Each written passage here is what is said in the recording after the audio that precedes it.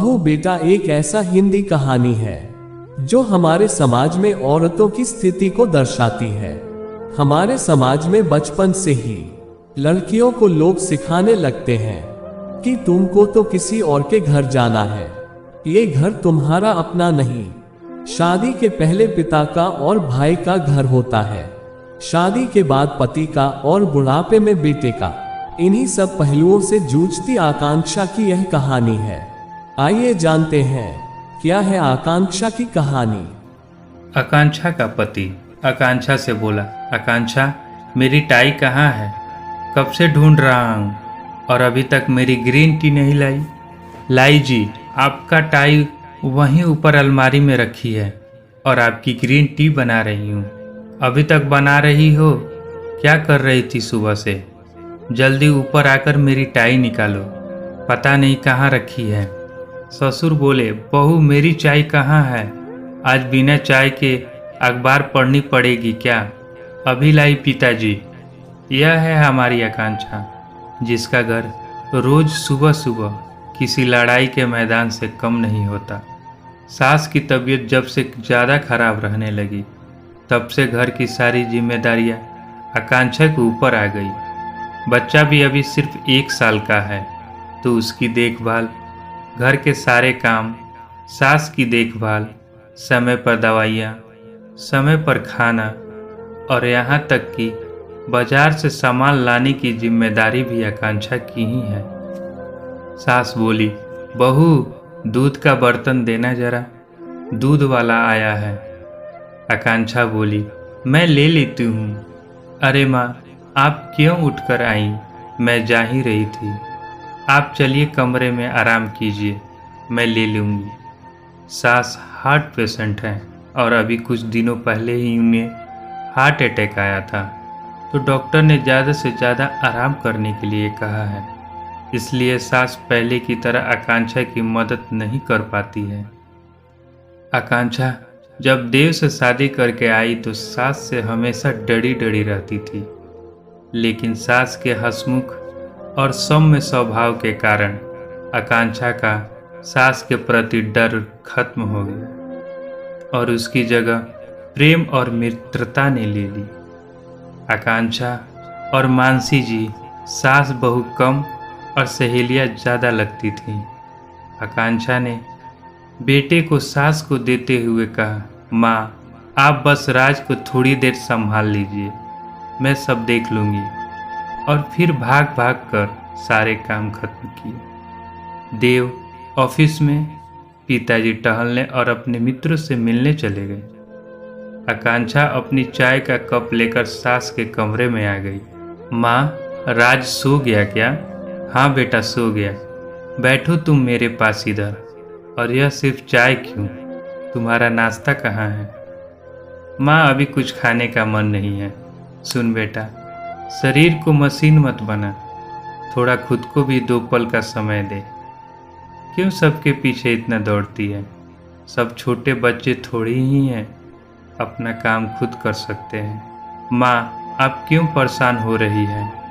छोड़िए यह सब बातें, बताइए आज लंच में आपके लिए क्या बनाऊं? दलिया बना लो बेटा, जल्दी बन जाएगा और तुम्हें भी थोड़ा समय मिल जाएगा अपने लिए। तभी दरवाजे से अंदर आते ही ससुर बोले, आज दलिया नहीं, मटर की कचौरी और हरे धनिया की चटनी बनाना बहू।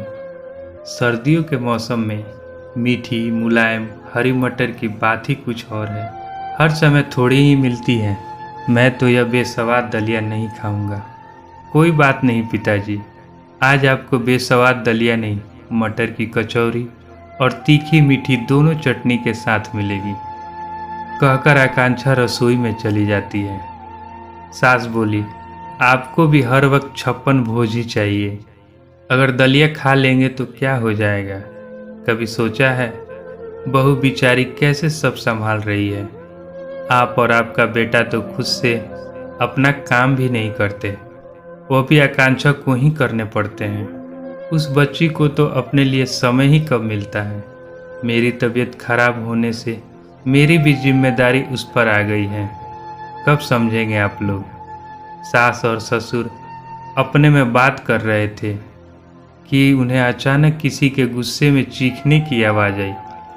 ससुर जी बोले, यह तो देव की आवाज़ है, लेकिन देव इस वक्त घर पर और यह इस तरह से किससे बात कर रहा है। देव बहुत बुरी तरह से आकांक्षा पे चिल्ला रहा था। आकांक्षा बस रोए जा रही थी और बोल रही थी, मुझे नहीं पता, मैंने आपकी फाइल को नहीं हाथ लगाया।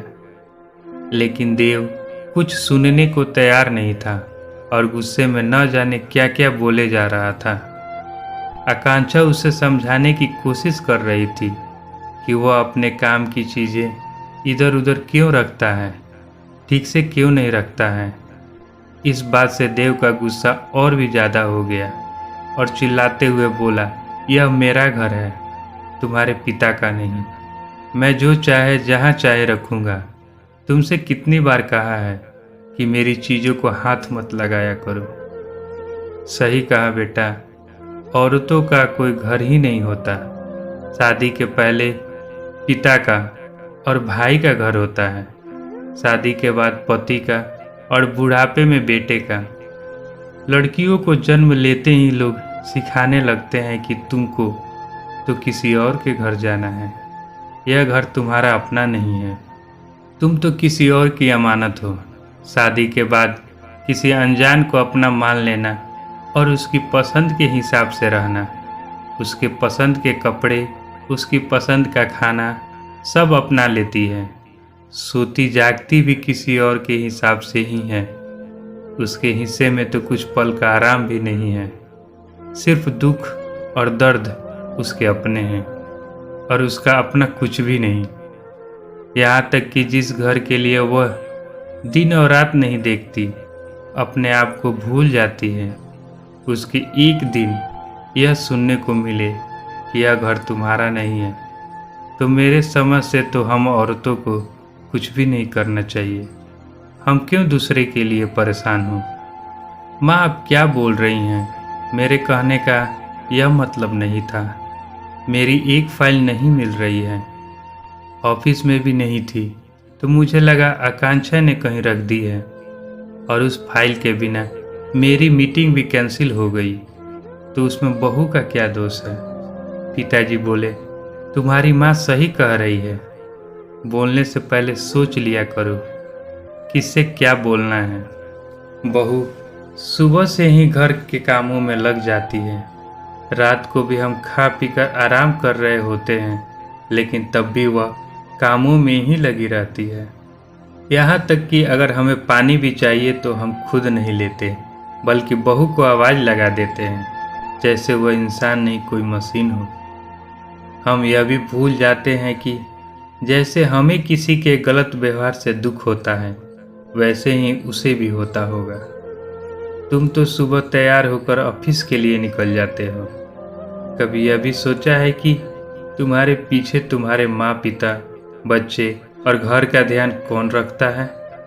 ऑफिस से आने पर भी गर्मा गर्म चाय, नाश्ता, खाना सब मिलता है, उस सब की व्यवस्था कौन करता है?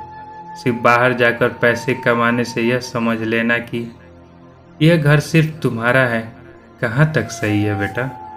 इसलिए मैं बहू को हमेशा बहू बेटा बुलाता हूँ, क्योंकि वो बहू की तरह घर की देखभाल करती है और एक बेटे की तरह हमें बूढ़े माँ बाप की जिम्मेदारियाँ भी उठाती है। तुम्हें तो अपने माँ पिता का हाल तक पूछने की फुर्सत नहीं है।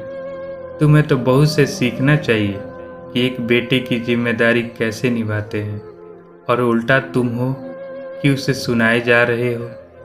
तुम्हें तो शर्म आनी चाहिए कि जो तुम्हारी जिम्मेदारियों को अपनी जिम्मेदारी समझकर निभा रही है, उसके साथ ऐसा व्यवहार क्यों? बस करिए पिताजी, मैं अपनी गलती समझ चुका हूँ, मुझे माफ़ कर दो आकांक्षा, मुझसे बहुत बड़ी गलती हो गई है। आगे से ऐसा कुछ नहीं होगा जिससे तुम्हें तकलीफ हो। अब से मैं भी जितनी हो सके तुम्हारी मदद करूँगा, और इसकी शुरुआत आज से ही होगी, बल्कि अभी से होगी। आप सब लोग के लिए मैं अभी गर्मा गर्म अदरक वाली चाय बना कर लाता हूँ। आपकी क्या राय है इस कहानी के बारे में? आप कमेंट करके हमें जरूर बताएं। हमेशा की तरह पूरी कहानी सुनने के लिए आप लोगों का धन्यवाद। दोस्तों, उम्मीद है ये कहानी आपके दिल को छू गई होगी।